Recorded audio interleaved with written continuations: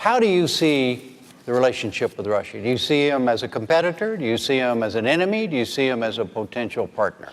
Well, I think that given what's happened over the last several weeks and months, our entire Russian approach has to be evaluated because a resurgent and very aggressive Russia is a threat to the peace and stability of the region.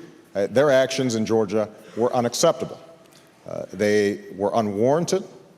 And at this point, it is absolutely critical for the next president to make clear that we have to follow through on our six-point ceasefire.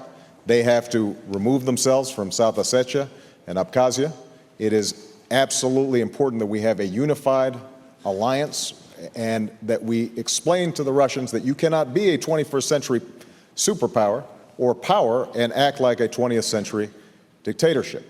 And we also have to affirm all the fledgling democracies in that region. The Estonians, the Lithuanians, the Latvians, the Poles, the Czechs, that we are in fact going to be supportive and in solidarity with them in their efforts. They are members of NATO, and to countries like Georgia and the Ukraine, I think we have to insist that they are free to join NATO if they meet the requirements, and they should have a membership action plan immediately to start bringing them in.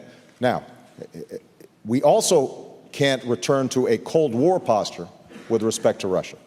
It's important that we recognize there are going to be some areas of common interest. One is nuclear proliferation. They have not only 15,000 nuclear warheads, but they've got enough to make another 40,000, and some of those loose nukes could fall into the hands of al-Qaeda.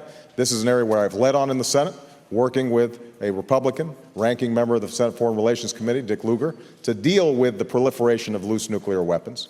That's an area where we're going to have to work with Russia, but we have to have a president who is clear that you don't deal with Russia based on staring into his eyes and seeing his soul.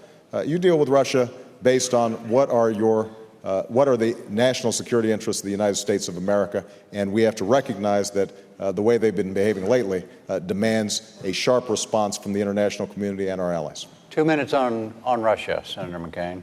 Well, I was interested in Senator Obama's reaction to the Russian aggression against Georgia. His first statement was, both sides ought to show restraint.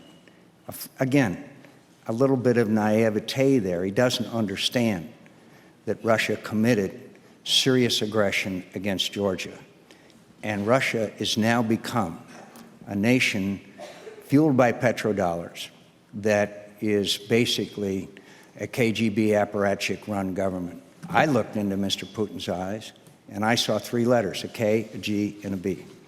And their aggression in Georgia is not acceptable behavior. I don't believe we're going to go back to the Cold War. I am sure that that will not happen. But I do believe that we need to bolster our friends and allies.